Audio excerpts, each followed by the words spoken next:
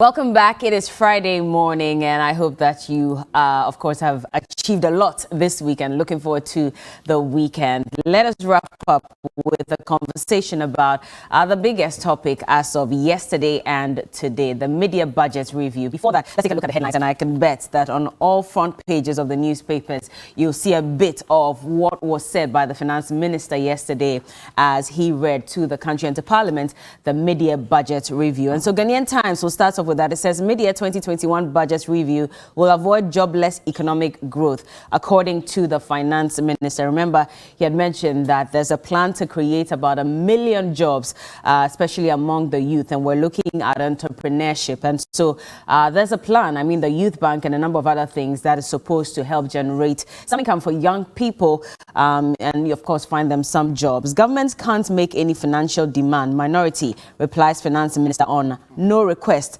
for extra money claim. And in fact, the minority leader, Honorable Haruna Idrisu, had mentioned that government was drinking from an empty calabash and debt forgiveness is our only hope. We'll get into that as well. But the sectionist leader arrested, arranged and granted 80,000 Ghana cedis bail in whole. Now, the Daily Graphic, also talking about the mid-year budget review, says we'll stick to budget targets, according to the finance minister. Also on page 16, business community economists welcome budget review. And Asin North residents gear up for by-election. And also on page 16 again, government sets aside 23% of budgets for education. And health minister chose safety over procedure. That's according to a group. You'll find that story on page 18, and it should be about the COVID-19 measures that were put in place and, of course, the procurement of vaccines. Daily Guide says health minister lauded for bold admission, 1 million jobs coming, no new taxes, according to the finance minister. And also more trouble for, in quotes, Canada MP Haruna attacks judge. NPP sets ground rules for 2024. The Finder, we have a photo of the Vice President, Dr. Mahmoud Bawumia, and says, let's make public administration better, as he charges new graduates. And also Ghana to develop homegrown strategy to extract fossil fuel. Young tourism sector players must be innovation-driven entrepreneurs, according to the Minister for Tourism, Dr. Awal. Government tackles jobless growth with 1 million jobs initiative to promote SMEs growth, support new ventures and stimulate innovation and startups. And finally, the Business and Financial Times says media budget review, 1 million jobs for youth coming. That must be one of the biggest, from the budget review yesterday, and everybody seems to be talking about it. Of course, an economist has said that finally government is listening to the cries of young people in the country, as it has touched on the creation of jobs for the youth and addressing unemployment in the country. Government will commit to fiscal discipline to achieve deficit target, according to the finance minister. GSE revising its rules, OTC guidelines imminent, and 120 million Ghana cedi seed capital for tourism sector SMEs. In the studios this morning, I have the Deputy Minister of Energy, is also the MP for Sekondi, lawyer Andrew Ejapa Mesa. Good morning. Morning. How are you doing? I'm well. Good week? Yeah? It's a lot of things happening. Climaxed yesterday with the media review budget. Yeah. Positive indication, by all means. We're getting out of the woods. And so I'm particularly excited that we are going to have a discussion about it this morning. Well, the minority leader says you're drinking from an empty calabash. Of course, what else do you expect from the opposition, who only 6 days after the IMF had issued their assessment of the Ghanaian economy, goes to organize a policy dialogue forum and paints an amalgam situation that is clearly inconsistent with the outlook that the IMF had projected Ghana. Okay. And of course, in the run-up to the media review budget, they speculated wildly that there was going to be a supplementary budget. And when the finance minister comes and, consistent with the law, finds it unnecessary to submit a supplementary, then goes ahead to indicate that it's not coming for any more money. He found then it they turn unnecessary. around. Okay. Of course, because the law is kept. Don't worry, we'll get into that. This is just introductory, by the way. To tell everybody that we are drinking from an empty calabash. We'll come to that. I guess their salaries have not been paid yet. Well, Comrade Murtala Mohammed, hold on. Ceasefire for now. Comrade Murtala Mohammed is also in the studios, and he's the MP for Tamale Central. Good morning. Good morning. How are you? Alhamdulillah, but next time when you address him, comrade, address me patriot.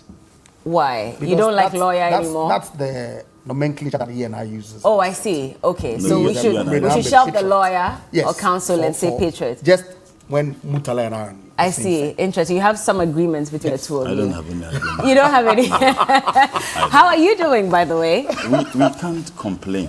I guess most Ghanaians can't complain because we are suffocating and they live in luxury. So he has the luxury to sit here to tell us that the budget was the most outstanding budget, media budget to have been presented. When you make such statements, you are making the ordinary Ghanaian more angry. Why That- so? People are suffering. People don't even have food to eat. Insecurity everywhere. In fact, people are experiencing even doom, so he knows. Now he sits here and he says that, oh, the finance minister made the most outstanding presentation ever in his world. Sometimes, you see, you don't use your position or analyze people suffering from a distance. And that is precisely what they engage in. I can understand it's a script, and every single communicator of the MPP this morning, you can glance through all the media houses. They be having the same narrative. But they've talked about, providing jobs for young people and addressing some of the major concerns as well. And you don't think that's outstanding, especially for young people? One of the major programs that the MPP made a whole lot of noise about was NAPCO.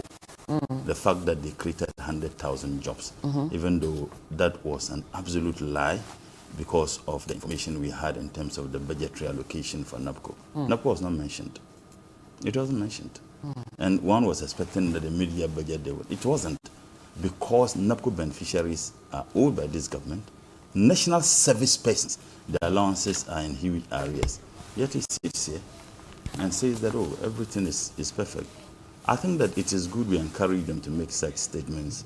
They are so insensitive to the plight of the suffering mass of this country.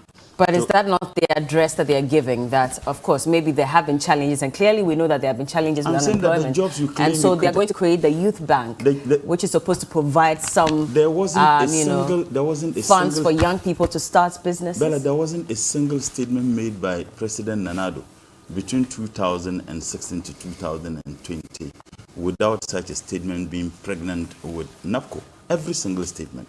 Even when they were talking about sports, they would bring NAPCO. When they were talking about media, they would bring NAPCO. It wasn't mentioned. And I'm saying that we challenge the figures they claim. And if you want to know whether these people have done terrible in the area of creating jobs, just go to the ILO website and check the unemployment rate in this country. It is increasing. Okay. It is increasing. So if the same government comes out to say that, oh, we are going to create 1 million jobs, I mean, it's a talking shop government. President Nanado and the entire government, they talk more. And you see, I have said on this program, what they do to the people of this country is what I describe as cartoon scenario reality. They create their own world, create a reality, so that they're expecting people to come along. Unfortunately, people can no longer come along with speeches. People can no longer come along with fantasies and promises. People want to come along with their life experiences, what they go through. And now he mocked that have our salaries not been paid. He is mocking us, mocking not just the NDC, everybody in this country. There are still workers who haven't had their salaries. For a deputy minister to sit on national television and mock them that their salaries are not being paid. Well, I'll leave that to your viewing public. Okay. Well, I'll come back to you.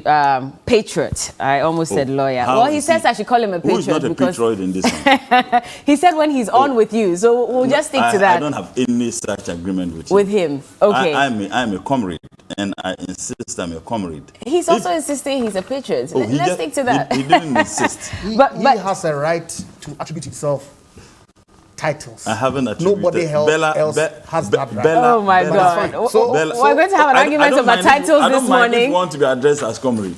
Okay. I don't mind. Maybe he wants comrade instead. But let's move on. Let's move on, lawyer. The argument. So, I mean, very topical is the issue of jobs, and I mean, we might as well start with that because yesterday the speaker disclosed that, and I'll read a bit of what he said about the employment and jobs for our youth. So he says, Mr. Speaker, the Enterprise and Youth Support Fund, which aligns with government's overall strategy of developing a competitive and viable private sector economy, will set up a youth bank with the aim of financing youth-led startup businesses across the country. And as part of this initiative, an online investment hub will be established for youth across the country to access information for the purpose of establishing businesses. Under this initiative, it's estimated that 100,000 jobs will be created. This is out of the 1 million jobs that we're told will be created for young people. This is not the first youth-oriented, plan for jobs for them. And a lot of questions have been asked about sustainability. And as Comrade rightly mentioned, issues of NAPCO, National Service, and a few others, youth in agric and all of that. There have been clear challenges with funding, with payments and all of that. How do we intend to sustain this new, well, I could say new because of the setting up of a youth bank and all of that. How do we intend to sustain this and to make sure that we will be able to provide this 1 million jobs in the next 2.5 years? In the first place, I haven't sought to mock any Ghanaian on this show. I was only responding to a specific assertion that had been made by the NDC that we were drinking from an empty calabash. Obviously, an empty calabash presupposes that there's nothing in the kitty to pay for government workers' salaries, basic goods and services, and expenditures that the state would ordinarily incur on a day-to-day basis. And so I suggested that as it sits here, if it was an empty calabash, would his salaries have been paid?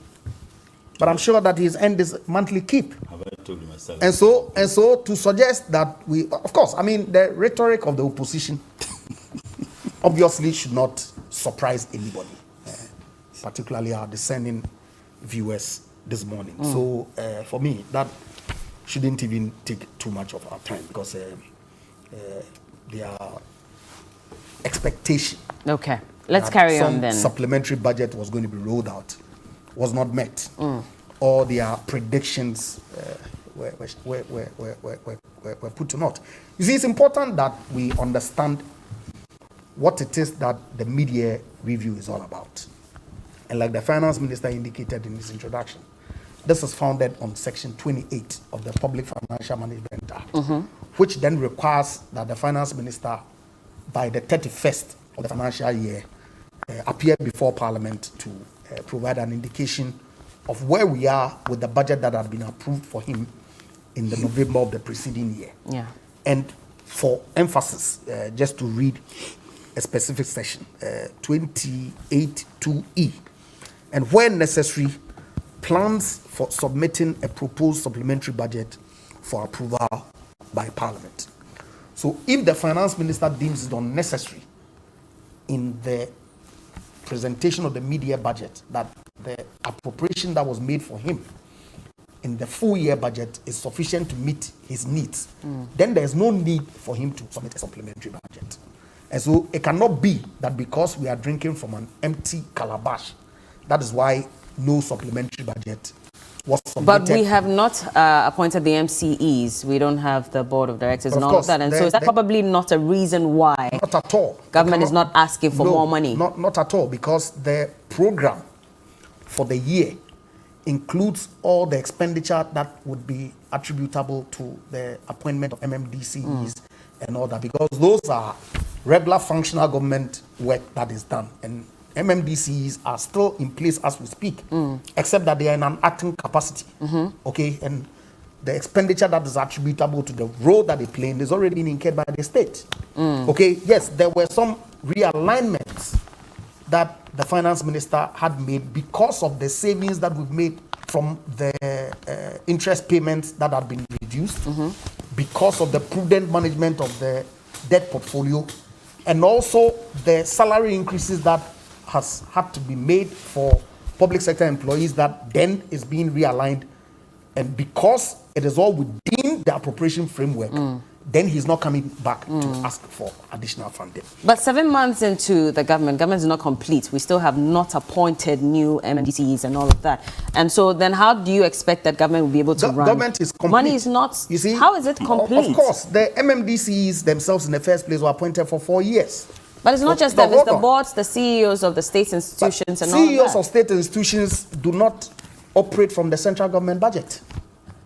Unless, of course, they are subvented. And provision will be made in the annual budget for the payment of board allowances and salaries for those categories of employees. But don't the activities augment what government does? I didn't get that. I'm saying that the activities that they would also put out, does it not also support or augment? No, it does. Those are functional. Those are not necessarily budgetary allocation dependent. Okay, because whatever budgetary allocation that any MMDC, or I mean MDA, has been allocated, would have been allocated at the beginning of the financial year. So how long are we going to have to wait for this to persist? But those are regular governance matters that takes place at every transition. Yes. But how long? His Excellency, my understanding, as we speak now, boards are being inaugurated. The processes for appointing MMDCs or confirming some, okay, and some obviously would lose their jobs. But every district assembly has an acting MDCE as we speak. So there's no vacuum. Okay. That's the assurance that the good people of this country ought to have. Of course, I've had occasion to question the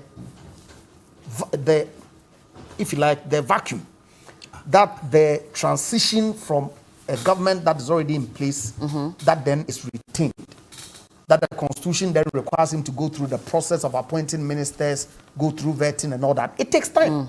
Okay, and so as a people, we ought to evaluate that arrangement and see whether government that is continuing ought to go through that process that leaves. Exactly. Yeah, so because that's a there's a lot of money that we're not getting because the assemblies have not been finalized yet. Road tolls and a number of them. So we need all that money. Of course. I mean, so I guess when you say that you're concerned about the vacuum that's created.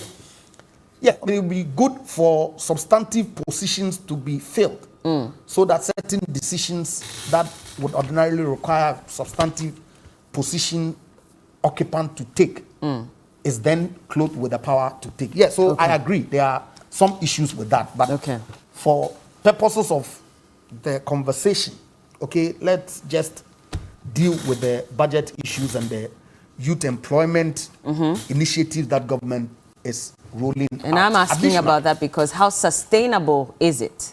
You see, if you look particularly with this youth bank that you made reference to, the next paragraph addresses the sustainability issue. Because the finance minister indicated that the EYSF, which is the Youth Bank Initiative, and let's not get it confused, because this is not the only initiative, and that this is not to substitute existing policies that are being rolled out under the NYEP and all that. Those are all there. This is additional because obviously... So this is not to cure, because NAPCO is ending. We know we're phasing it out.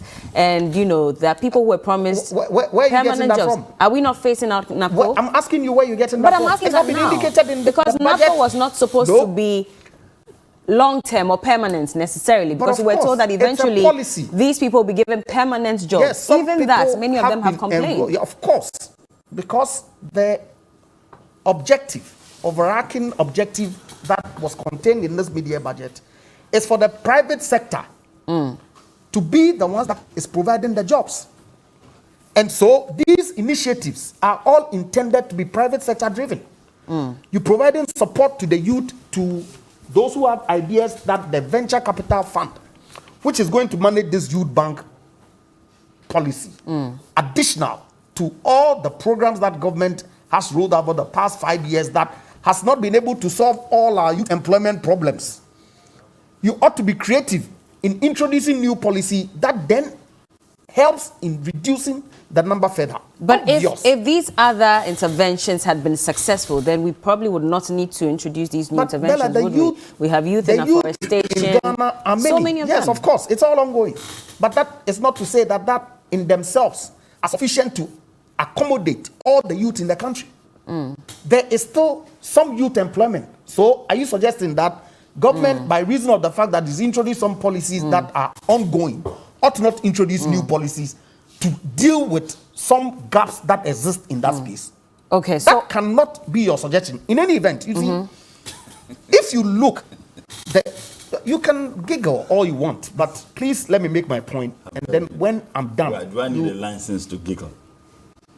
Do I need a license to do that? You see, Bella, carry on. Go ahead, you are talking to the public. The sustainability issue, like I indicated, is spelled out right in the next part. Mr. Speaker, ESYF will be managed by the Venture Capital Fund, which is being revamped to be better positioned to carry out the designated activities as a fund manager. And so the Venture Capital Fund that is already in place is the vehicle that government is going to provide some additional funding by the revamping to then evaluate these creative ideas that the youth have, support them with capital so that they can roll them out. So it's well thought through. It is not the only policy. I indicated the programs that were introduced in the budget are in themselves, I believe, about 5. So that is all intended to lead to the creation of 1 million additional jobs for the youth in the country. And I think it's a good initiative that we all ought to support. Finally, before I move to Comrade, I just want to find out, because we've pegged the employment of young people or youth for the next 2.5 years or 3 years at 1 million. What went into deciding on that figure of 1 million? Of course, if and you within have 2.5 years. If you have a population that is comprised of 71% being youth, then you look at your resource envelope and what it is that you can do to support how many. And so the 1 billion figure is a function of an assessment of all the government programs and the impact that it potentially can make in reducing the unemployment numbers by the 1 million. Okay, but we already had the Business Development Ministry. Yes. And that was funding a lot of young people. Yes. I remember that Dr. Awal was doing quite a good job with that, and John Kuma as well. But then we don't have them anymore. So is this a way of sort of bringing them back? No, you cannot say. In a different way? Bella, the fact that some ministerial realignment or ministries have been realigned doesn't take away those agencies that were operating. The Zongo Development Fund, as a body, I mean the development authorities, which were under the Ministry of Special Development Initiative. The ministry is no longer there. Because the president told us they had completed their mandate. No, not at all. The president didn't say that, which is why he closed down some of them and decided to put some of them under other ministries as well. Of course, the Ministry for Reorganization, that then set the ministries, the new regions, had completed this task. So it was subsumed under the local government ministry. Hold on. You land on this for me so I can bring Comrade in. What His Excellency the President said. That with respect to some of these agencies, yes, there was a ministry that was set to provide some specific direction. Those objectives have been achieved, but that is the institutional arrangement. But the function that the Coastal Development Authority, Middle Development Authority, and Northern Development Authority perform is still there. And so they have been put under the office of the President for that function to be run from there. That doesn't mean that they've been taken away. Comrade, that is the same thing that the National Youth Innovation Program, NYEIP, is doing. It's still in place. All right. Let me bring Comrade in to respond to these issues of youth employment and the youth bank and all that. 1 minute, because I realize that it's my turn. I was told that it was going to be a one-on-one. Well, it's my turn. So you can leave if you want. No, it can never be a one-on-one. But so why is he saying he wants to give me 1 minute? Because very eloquent communicator. He was struggling to find his words. Not at all. How was he struggling to find his words to defend a media budget. And my understanding is that his ministry would have made an input in that budget. My understanding is that, having been in his position some time ago, that he would have been conversant with the budget. He is conversant with the budget. It is difficult to defend the indefensible. And once again, the slippery pretense of the MPP to be what they are not is demonstrated this morning. I thought that my brother would have just apologized to the ordinary Ghanaian whose conditions and non-payment of salaries he mocked a while ago. He says he didn't mock them. No. I think that your viewing public listened to him. I thought he would have just apologized and then move on. But of course, he's an MPP person. He won't apologize. He says he didn't mock them. The more the people of this country get hurt and unemployed and frustrated, the happier they are. Look, that's an unfair statement. But because I said the happier they are. That's an unfair statement. I don't think that they'll be happy that young people are unemployed in the country, because that is bad on government. Why did he mock it? Why did he? Even if MPs are not paid, granted that he wasn't referring to the people of this country and the members of NDC taxpayers, are we not also citizens of this country? That he think that, yes, it is good to mock the NDC, but it is not good to mock these people. Ask him, he knows. First quarter of this year, have they paid? If they have, then it is yet to hit the accounts of even members of parliament. First quarter. We are in what? We are getting to August. The purpose for which those things are done is to help alleviate the suffering of people by creating opportunities in the various constituencies. So clearly, the people of this country are actually struggling. He described the NDC's press conference as creating a picture of Armageddon. I didn't know that they created a lot of pictures of Armageddon, and those Armageddon pictures they created, the current president was the one who addressed those press conferences. It is the responsibility of minority at any point in time to hold government accountable. So if the minority thinks that it is important and appropriate for us to hold a press conference to point out to the people of this country the struggle that we go through, he described that as Armageddon. In any case, you asked him a fantastic question. You claimed that you created jobs under NABCO. You claimed that you created 100,000 jobs. Everybody in this country knew that those statements were untrue, because if you look at the budgetary allocation, the amount of money the government promised they were paying beneficiaries of NABCO, it certainly didn't add up. And run the government is not like my grandmother selling his cocoa on the street, that you choose to do what you want to do. You claim that that was completely defeated. And that is why I stated earlier, go through the ILO website and find out the unemployment rate. Juxtapose that with the unemployment rate in 2016, 2017. You will come to one conclusion without any conclusion. And that conclusion is that this government is a disaster. They haven't been able to create the needed jobs the people of this country are looking for. I was scandalized when we made reference to my senior brother, Dr. Awol, in terms of the kinds of things they were doing, creating jobs. Those monies were given to people for the purposes of winning elections. 2020, that is a fact. We have been demanding for them to account to the people of this country how they expended the amount of money that they borrowed for and on behalf of the people of this country in the name of COVID. They haven't been able to do that. And every time such demands are made, not just by NDC, but even by journalists like you and many other civil society organizations, the response have always been insults, arrogance, and disrespect. That is the mark of this government. We want to find out the jobs you have created. How can you have a program that you claim that have created so many jobs, and you don't even mention that?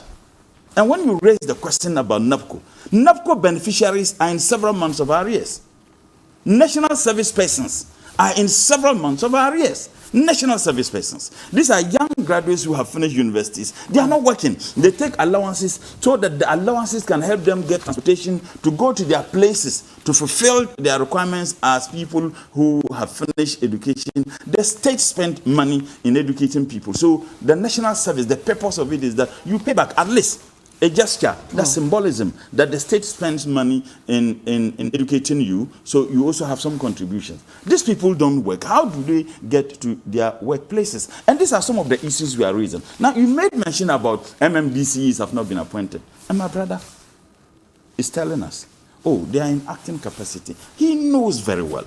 Acting capacity, the mandate and the responsibility, the psychological setting of being in an acting capacity and someone who is not in an acting capacity are not the same. But you know why? Common fund have not even been paid. District assemblies common fund have not even been paid. How does the wheel of government, roll if you don't have this? The purpose for our governance, the most important ingredients of the governance structure of this country is the local governance.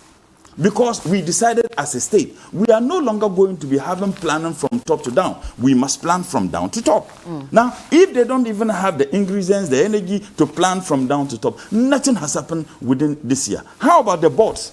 Now, he said that, oh, those people, they don't have direct. The board, the constitution of those boards have a profound impact in the execution of government business every single day. So these are some of the issues people are raising. The minister didn't even have the pity for the people of this country. But at least it's gradual. We know that some boards have been set up. Coming events, they say cast their shadows before them. I mean, the shadows that had been casted by the events. So it's a gradual process. They're getting there. We're doing it. Seventh month. And it is not a new government that was formed. This is the same president who claimed to have won elections. We know that the elections were rigged. Granted that they won the elections. A new government. If it was a new government constituted, a new political party winning an election, they may have some excuses. We have never even had that. You have a continuation of the same administration. And in any case, they didn't even change most of the ministers. It was just a recycling of those ministers. And they have failed to constitute board. The reason is that there's no money. If the minority states that there is no water in the calabash, there isn't any water in the calabash. How can the minister ask the people of this country to contribute more money? How can you how can you even come seeking an additional approval of funding to execute government business when you don't have? Ask him debt to GDP. Ask him. It's over 80%. But if you say there's no money, I mean, people are still paying road tolls, the market taxes and all of that. Taxes are still being paid. And so how then do you conclude and say that there is no money? They are chopping.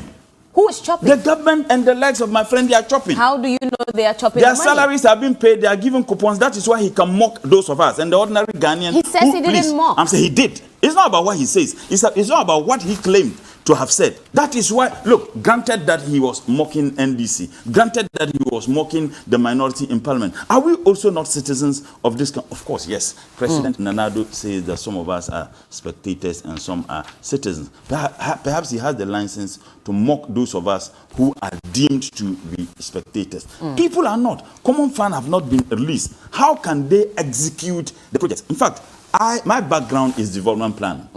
Every district assembly, every year they are supposed to do a review of their development plan.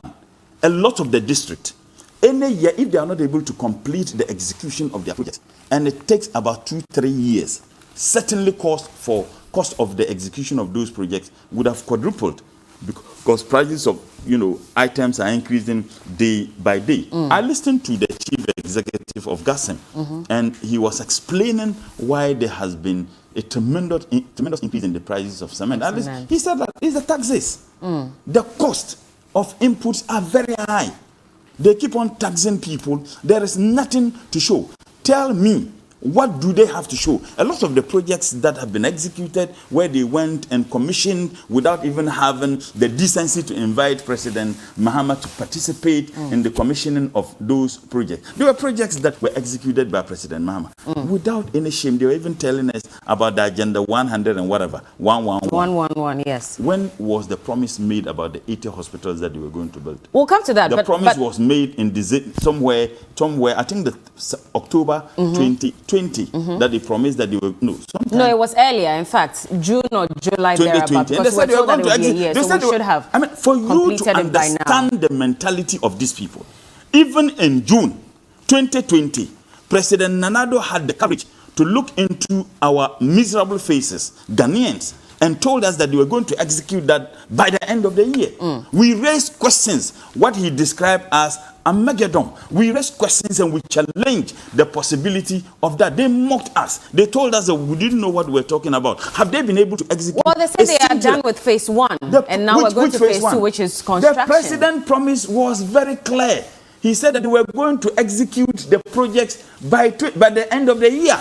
That was what they said. And we all knew that within 6 months, there was no way you could do that. Even when we raised the issues and ordinary Ghanaians raised the issues, once again, they mocked us. Well, have they been able to do that? Okay. Now, if you promise to give me if you ask me that I should tighten my belt, and you don't even have belt hooks. You don't even have belt hooks, let alone haven't built. You promised me that you are going to execute a number of hospitals within 6 months, when you knew in the heart of your heart that we are not being truthful to the people of this country. Are you saying that we've not done anything at all because we have the Obatampa, Jumapa and all of that? What has been done? Has it not at least generated? I say what has been done. But it's not anything that is coming from me, because if I say it once again, you mock me. What has been done? Tell me, as a neutral arbiter in this discourse, what has been done? What is there to show?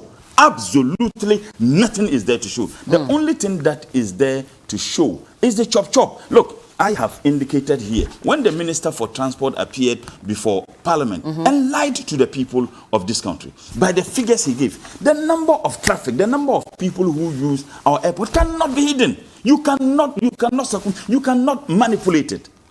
I have stated here that between September to December 2020, that 235,250 passengers went through this our airport, and they each paid the $150, that fraudulent amount of money that was imposed on the people of this country by a company that operated without a license, courtesy to the current Minister for Health, by a company whose leadership is wanted in Nigeria. I raised the issue here. And you know what the minister did? When he appeared before Parliament, he understated the figures and stated, oh, we made only $17 million and Ghana got $1.4 million.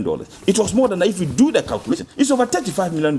These are some of the issues we are talking about. Okay. When you claim that there is no money, when we claim that the economy is challenged, when we make such claims, let people see the demonstration of the modesty in you, in the kinds of lifestyle that you want to put up. We don't see that, and then you sit and then you tell us that. I put a disclaimer on what has just been said by Comrade, by the way, because we'll have to verify on what? On all that you said about the monies that are coming in, how much has been generated. I made that statement here some time ago. And the airport company and all that. I mean, you're saying that they are also being looked for in Nigeria and all of that. So I'm just putting a disclaimer on that. The gentleman is being looked for in Nigeria. We will get and that not the most shocking aspect. Later, but the shocking aspect. Let me put a disclaimer on that. The shocking aspects of this is that we sit here and then we claim that we are going to create jobs for people. They engage one Nigerian bank. That Nigerian bank engaged graduates of this country, considering the hazards of the work they are doing, and pay them 850 Ghana cedis a month.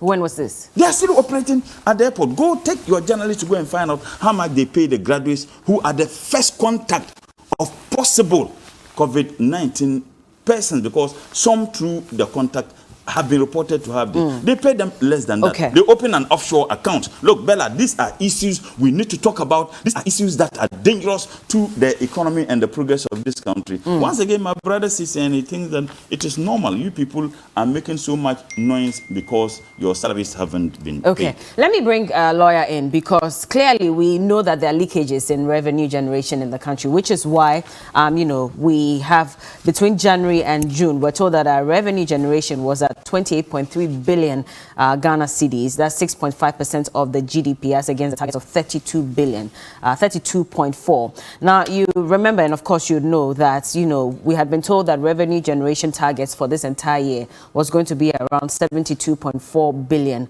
Ghana cedis. And so if we look at how much we have been able to raise between January and June this year, that means that we have about 44 billion Ghana cedis that we're expected to generate as well. Clearly, we've seen what the finance minister has mentioned, that we're implementing RAISE, which is one of the ways by which we'll be able to figure out how to raise revenue and block the leakages and all of that. That probably is one of the reasons why we're where we are today, because there's not much money being generated as against our expenditure. How do we intend to raise that revenue, the 44 billion Ghana cedis that is expected to be raised for the rest of the year, to augment all the efforts that we're making, in the country, as against some of the claims that Comrade has also made? Bella, before I even go to the revenue measures that was outlined in the media review budget that the finance minister presented yesterday, it's important that when we are having discourses of this nature, we are circumspect with the kinds of words that we use. Chop. What does it mean? So, by reason of the fact that somebody is employed by the state and the person gets to be paid for the work that he does for the state, makes the person engage in chop. Is that what I said? But you say I get coupons. And so I'm living well. Chop, chop. Of course. And others are not. No, please. That's exactly. Please don't put words in my mouth. The idea Winding of up- hold on. please. You But don't I sat here misrepresent. quietly. No, but you Can don't. he When you respond were to speaking- that, No, comrade? you don't misrepresent. I sat Hold on.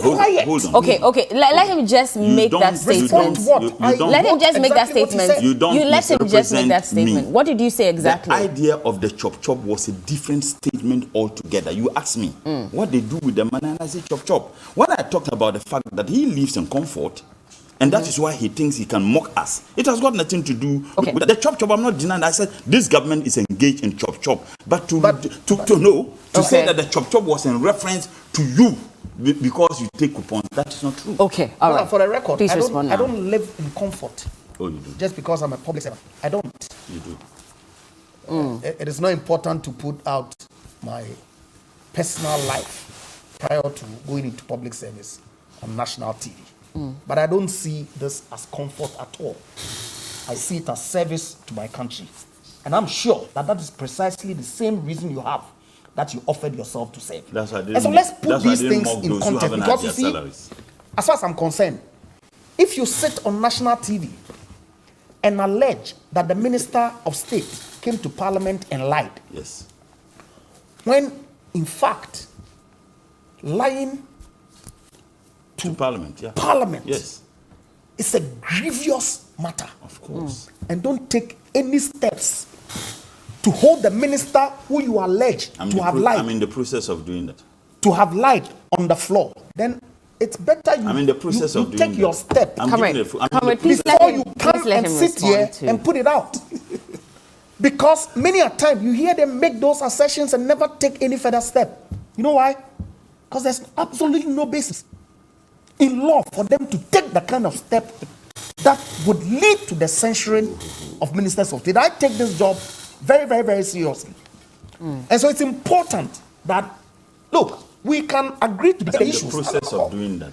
Take the step and let's Yeah, have a yeah, I'm in conversation the on it. You process. see, we can debate the issues without the name calling. Who calls a name? Because you making all sorts of statements here that really,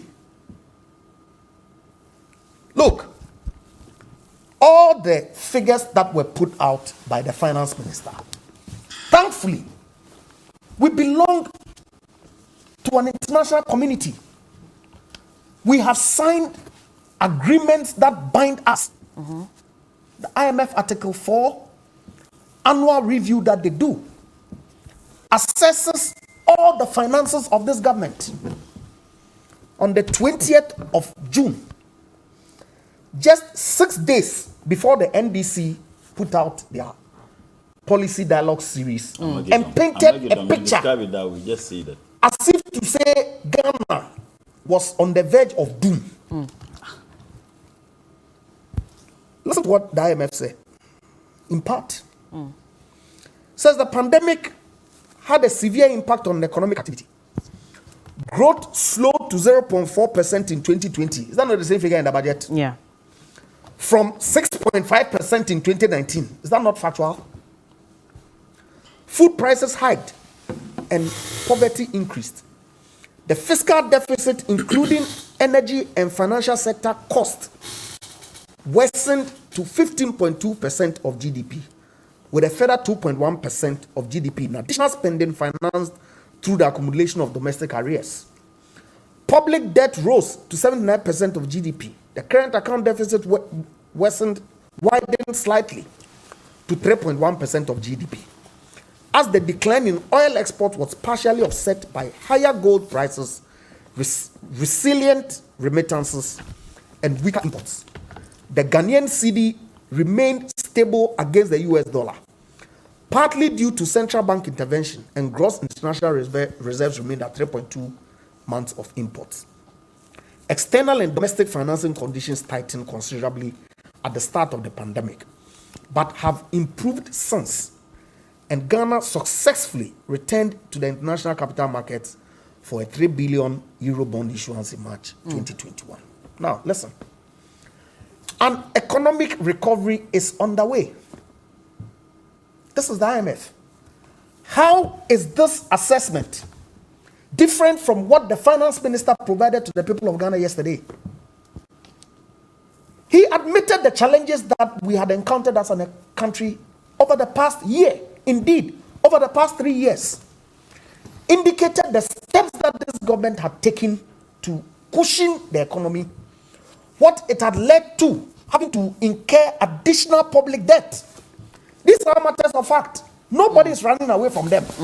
And has proposed a plan that the IMF has endorsed to get us out. Indeed, the 0.4% growth of 2020, first quarter 2021, we grew by 3.1%. That is even better than your 2015 growth when you were not in a pandemic. But we seem to be blaming COVID for everything that's happening. COVID, and that's what the minority had mentioned, that our war hold on. started even before our COVID. Our wars did not start before COVID. That's not true. Hold on. We had some structural issues that had to be resolved. There was no way that government could have looked the other way like they did for the banking sector crisis to crumble the economy of this country. Absolutely no way. For 1.4 million people's deposits to have been lost.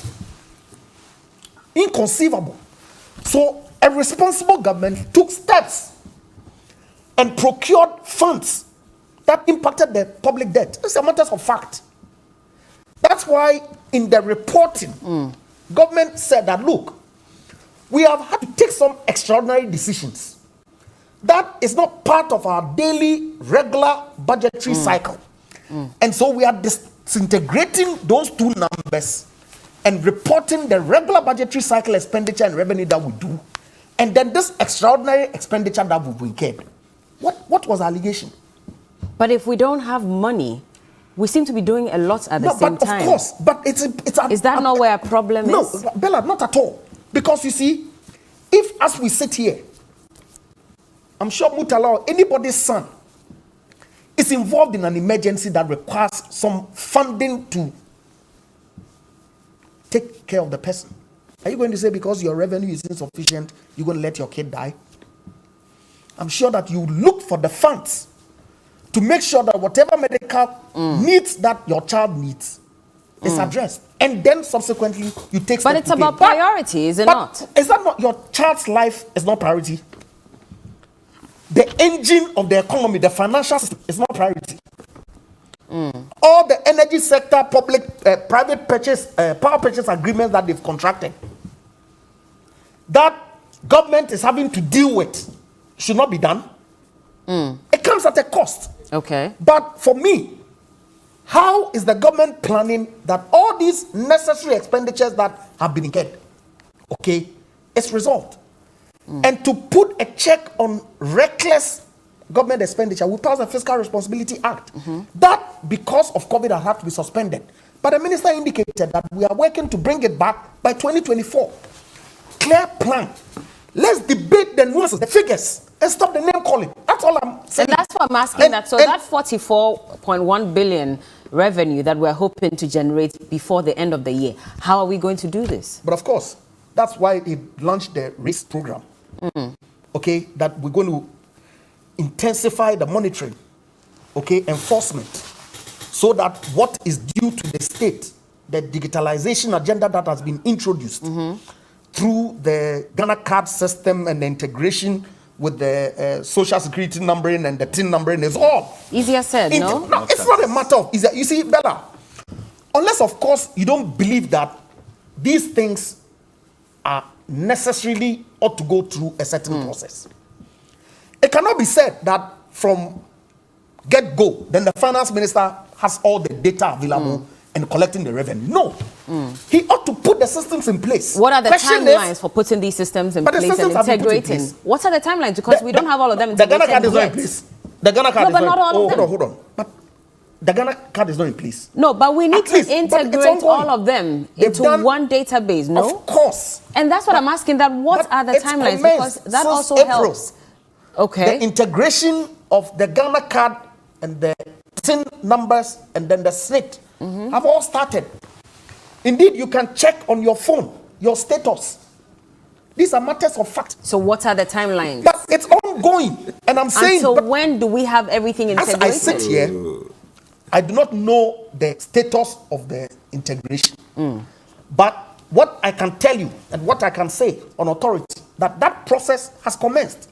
It's public knowledge. I'm saying that if all that comes together, then obviously it will impact our ability to raise more revenue, which then will mean that we would not resort to more debt, and that will give us room to clear all these obligations that were necessary, that we had to incur, and then put the economy on a sound footing that has already commenced. These are facts. These were not my words that I read to you. The IMF report is what I quoted to you. My last statement before I put my phone down, where it says that an economic recovery is underway. But we have many Growth people who are is jobless. expected to rebound, of course. Poverty is And so where are we getting these taxes from? Bella, many people were in the informal sector.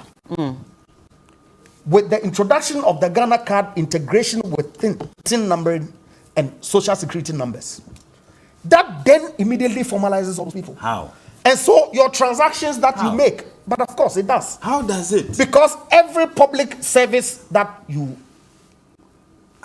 carry out requires you to provide a certain identification. It gives, but how does the United States and the advanced countries track their citizens?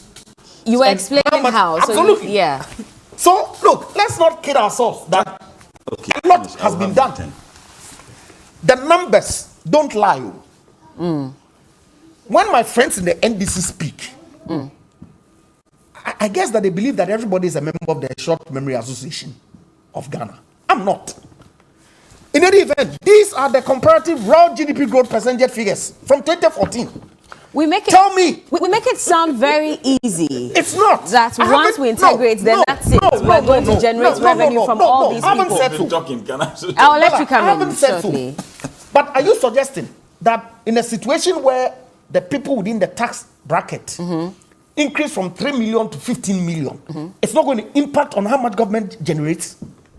It's not. Is it going to be that simple? I'm not saying that it's going to be simple, but I'm asking you, just with the increase in the basket itself, it's not going to impact on the revenue. But that's why I was also asking you, that we make it sound like once we integrate, then it's going to be automatic revenue generation. All the revenue measures that were outlined in the budget are clear. Okay. That we are going to enforce through monitoring to make sure that everybody that owes something to the public pays. That's a step. Okay. And final question, because NAPCO, we're told that there was going to be a revenue generation side of NAPCO, and these were supposed to target the informal sector. We still do not have a report as to how successful that has been, the figures that have been generated and all of that, which is why I'm asking. No, it's a legitimate question. And as I sit here, I don't know the details as regards what the revenue Ghana component of the NAPCO modules has generated. Then it's something that we all can find out and put it out for the benefit of the people of Ghana. There's a proverb, and apologies to your viewing public before that proverb, that you can't sleep with an itching anus and do not expect to wake up with smelling fingers. That is what is happening to this incompetent and corrupt government. He's now telling us that national identification card, the so-called digitalization, will mobilize revenue. Your question was specific. You have these programs which you intend to execute, and you have given timelines by which the executions will commence. And some of them are supposed to be, the executions are supposed to start this year. You asked a specific question. Where are you getting the money? The IMF report that he read today, the MPP is looking for the IMF to defend them, the very organization they bastardize. They are now taking solace, and they are now expecting the IMF to salvage them. This is your budget, for God's sake. You don't need IMF to defend what the minister presented there. And when I said my good friend, very intelligent, sharp guy, today he's been struggling for West to defend the very budget which indeed he has made input into. But let me make this point. Why, Bella? The questions we are asking are simple. You have read that government has not been able to meet its revenue target consistently. Debt to GDP, if we want to go by the IMF, 79%. Tell me, did we have that under NDC? Hell no. No. What it simply means is that any money you generate, you spend 79% of that money servicing debts. That is not surprising. Last 2 months, MPs, we had even our salary on the almost 15th of the next month. Now, even if MPs could be treated that way, how more the ordinary Ghanaian who suffers and struggles to build this nation to ensure the comfort of the ruling class. Now, there's another point that he raised. I thought that he would have been raising questions about job creation. The people of this country, my honorable patriot friend, are not interested in the kinds of words we sit here, the economic figures. They are interested in basics. They are interested in job creation. The IMF document that you yourself read, clearly, I guess if you had the opportunity, you would have avoided it. They said poverty is increasing. Is that not why they're addressing it with the creation of jobs for young people? I'm saying that poverty is increasing under this government. The IMF report that he himself read, expecting us to come to IMF for service. I'm saying that please. Can I finish? As a result of the impact you of COVID. borrowed money than any other West African country in the name of COVID. COVID affected more African countries than it has affected us. But you have borrowed than all of them. Are you telling me that COVID affected Ghana than South Africa? Are you telling me that COVID affected Ghana than Nigeria, even than Togo? If you want to take the proportion of their population in terms of the number of people who were affected, but you have borrowed than any of those countries. Tell us, Sikano, what did you do with the money? The simple question we are asking, we've been demanding consistently accountability. You went in for $2 billion. You went in for $100 million. You dip your hands into heritage funds. And we are asking you how you spend that money. Is this one too a very difficulty? When we demand accountability from people whose comfort are ensured by our taxes, you tell me that it's not calling. Who would I demand those questions, those answers from? There are ministers who are appointed. Those ministers, including you, have a moral duty and a responsibility to provide the relevant answers when we ask the questions. I sit here, myself and you, we ask the questions that ordinary Ghanaians otherwise would have loved to ask, but they don't have the platform that we have. I raise those issues. At least to be fair, yesterday the finance minister touched on how much we had spent from the COVID Trust Fund, because he said as at 30th June 2021, we had received 57.15 million Ghana cedis in cash donations, and that was between April 2020 and March 2021. That is donations. At least they gave us some figures for that. That is donations. We are talking about the $2 billion they borrowed. We are talking from the IMF. We are talking about the $100 million from the World Bank. We are talking about the... Please, can I finish? Can I finish? What the minister said, he talked about the amount of money, the COVID Alleviation Fund. Everybody in this country knows that those monies were given to people for the purposes of elections. We were not exactly. Bella. It's unfair to say that. It is not unfair because of elections and not because businesses were reeling under COVID. Bella, there's a proverb in the Gbanda, Abzukan waka gura kumbe down. If you are in the center of the market and they are shouting that someone has stolen saltpeter, and you started running, everybody will know who has stolen. We have been demanding accountability as part of corporate and transparent governance. Come and tell us how you spend those money. Okay. Are people not aware, Bella, in this country? Look, what he's trying to suggest. The minister said they spend about 520 million Ghana cedis. Hold on. Please, can I finish? All right. It's my turn. My time is up. It's my turn. I beg you. My time is up, gentlemen. We have to go. He said that the minister of the Constitution to audit all public expenditures and express his opinion to Parliament in due course. Land for me so we go, please. My time is up. We have to go. I beg you. Can I land? The fact that we should let the Auditor General do his work doesn't mean that we don't have the right to demand accountability. When in this country, we had the communication officer of NADMO who told us that they spend 2 million Ghana cedis each day in providing food for who? Everybody in this country. We are now being told in this statement that, the free water, which, by the way, the Minister of Information, my good friend, just said that we have to pay for the money anyway. He's telling us that it's still continuing. When we don't even have water in the tap, we've been buying water every day. Well, our time is up. We have to go. I just want to find out, are you going to contribute 100 Ghana cedis to the building of the cathedral? I tried to do so this morning. Oh, okay. And I will do so. How do people contribute? Can you please put out the... I hear that... They told us there was funding for it. They told us. They were funding. Sincerity and candor matter. They told us. Is it not better now? Because we're not dipping into our taxes. Why must we? I have no doubt that the Christian community in Ghana has the capacity to do this on their own. Government came out and said that they had funding. Oh, hold on. Government came out and said they had funding. They had funding for it. We have to go. He was talking about the health of our kids. The hospitals that have been abandoned by your government. Is this a visionary government? Okay. Hospitals built by President. Thank you, gentlemen, for speaking to us. Comrade Mutala Mohammed is the MP for Tamale Central, and also lawyer Andrew Ejapa Mesa is the MP for Second Year, also the Deputy Minister for Energy. Quick one. If you're an HR professional or you intend to build a global career in human resources, whether at the entry level, mid-level, or the strategic level, then join us online this Saturday, 31st July, 4 p.m. on our information session to understand everything regarding becoming a certified professional in human resource. WhatsApp your name to the number 0244-822-855. Again, 0244-822-855 for the Zoom ID to join the session on Saturday. The WhatsApp number again is 0244-822-855. This announcement is brought to you by the HR Certification Center, the approved provider of the Global Professional HR Certification in Ghana. Big thank you also going out to Sheila Bonsu for styling me every Friday right here on the show. Thank you so much, gentlemen, for joining us. The conversation continues. I'm sure all throughout the weekend we'll be trying to get some understanding of the media budget review and some of the issues that have come up. So please stay with us right here on TV3. Newday continues. We have entertainment, we have sports. Johnny and Cookie also have some conversations coming up. We'll be teaching you how to make a special meal this morning on the show, and I'm sure that you'll enjoy that. So keep watching. We'll be right back.